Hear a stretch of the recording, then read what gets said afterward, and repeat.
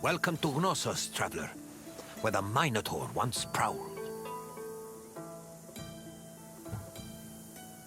Some say, if you listen closely, you can still hear echoes of the Minotaur's ferocious bellowing. Of course, it may only be a trick of the wind. Perhaps.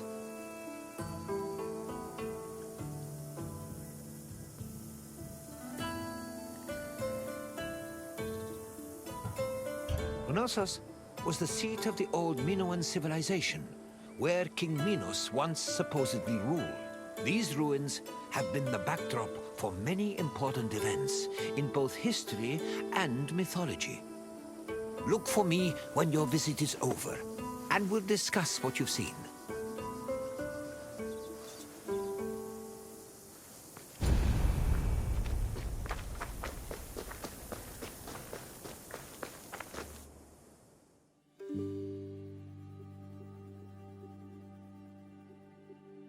The island of Crete was first settled around 8000 BCE. Over time, significant towns and maritime trade began to develop.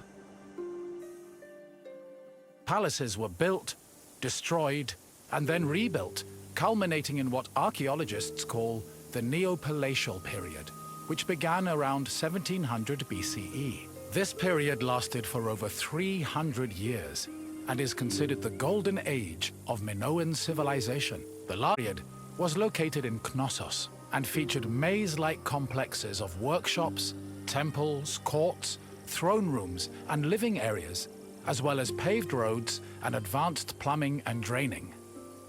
Trade and external relations were important to the Minoans, and their networks extended across the eastern Mediterranean. As a result, the people of Crete and the lands they traded with often influenced each other and exchanged ideas, usually through peaceful interactions instead of military conflict.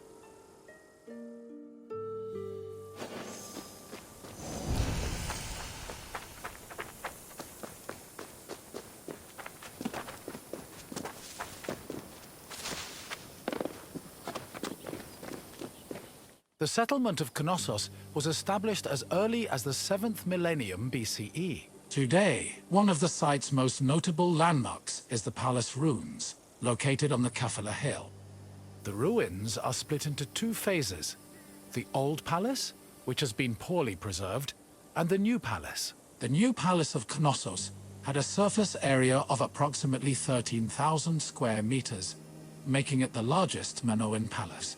Its focal point was a central court, which was probably used for ceremonial activities. The Minoan palace centers collapsed when Crete was overrun and conquered by a Mycenaean invasion from mainland Greece. However, the date of the final destruction of Knossos' palace is still unknown.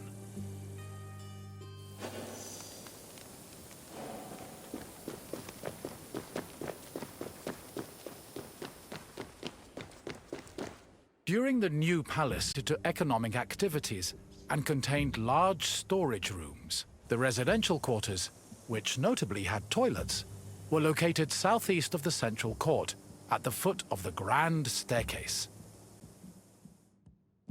The palace was lavishly decorated with wall paintings depicting things like bull-related sports and richly dressed women. Large stone horns of consecration, which were important Minoan religious symbols, hung prominently in the west court. Other notable parts of the palace include the theatrical area, which is believed to have served as a viewing space, the tripartite shrine, which was dedicated to the worship of an important Minoan deity historians refer to as the Mother Goddess, and the Piano Nobile, a grand space located on the palace's second floor.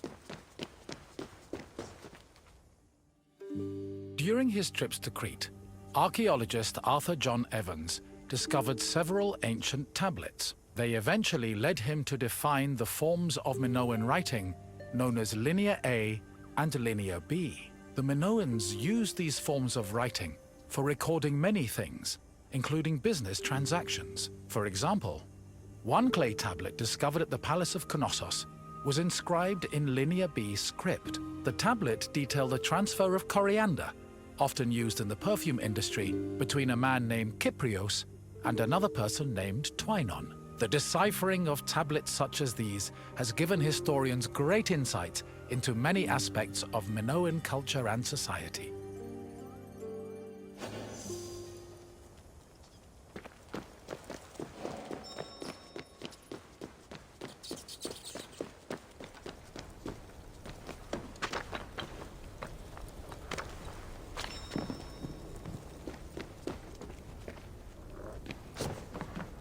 According to myth, the half-man, half-bull Minotaur was born after Queen Pasiphae slept with a bull sent by the gods as punishment upon her. This embarrassed King Minos, but he could not bring himself to kill the Minotaur. Instead, he hid the monster in a labyrinth constructed by Daedalus.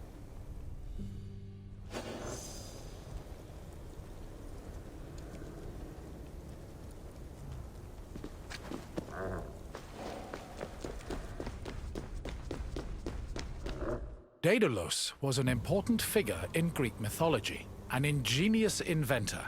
He once became so jealous of his similarly clever nephew that he threw him from the top of the Athenian Acropolis. As a consequence, Daedalus was banished from Athens, though this did not prevent him from being able to get work. In Crete, he was hired by Queen Pasiphae to construct an artificial cowsuit that would allow her to seduce a bull she was particularly taken with due to a curse from the gods. Daedalus complied, and his invention helped facilitate the birth of the Minotaur. Afterwards, Minos conscripted Daedalus to build the labyrinth, presumably as penance for his role in creating the Minotaur. But perhaps the most well-known story about Daedalus involves his son, Icaros, who used wings built by his father and flew too close to the sun, thus plummeting into the sea.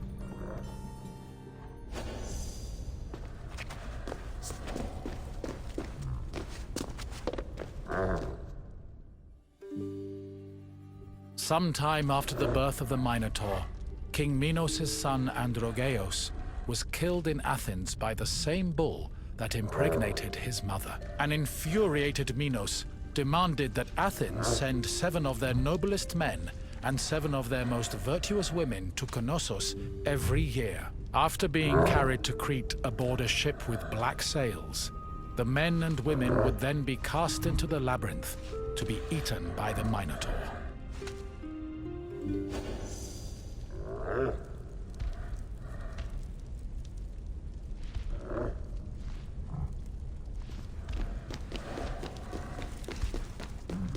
One of the Athenian youths chosen in the labyrinth, Theseus, had enough of the morbid ritual. Before leaving Athens, he proclaimed he would kill the Minotaur, then return to his city on a ship flying white sails. Before entering the labyrinth, Theseus met King Minos' daughter, Ariadne, who fell madly in love with him. Ariadne provided Theseus with a thread he could unravel to help him find his way back out of the maze. Armed with this thread, Theseus entered the labyrinth, killed the Minotaur, escaped the maze, and set sail for Athens with Ariadne by his side.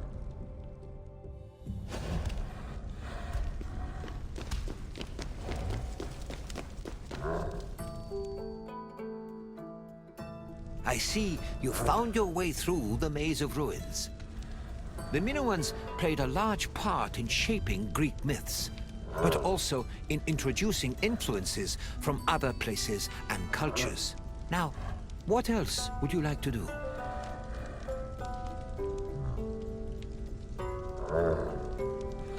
You want to test yourself?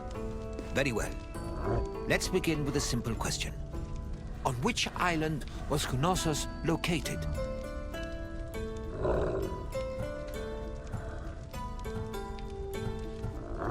Yes, Knossos was located on the island of Crete.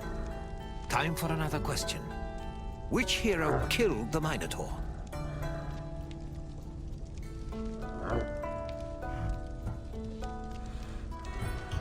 No, King Minos had the Minotaur imprisoned instead of killing it. Keep trying. Correct. Theseus slew the Minotaur, then escaped the labyrinth thanks to some thread from Ariadne. Now for the last question. What did Daedalus build for Queen Pasiphae?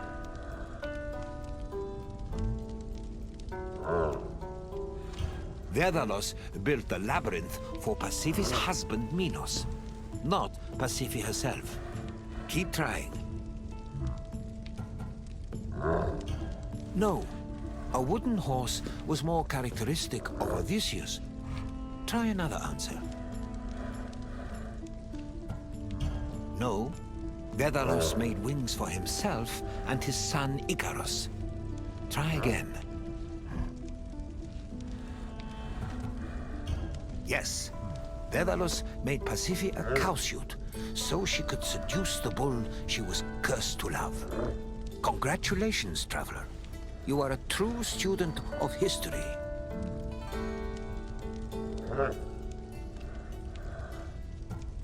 Gladly. Follow me.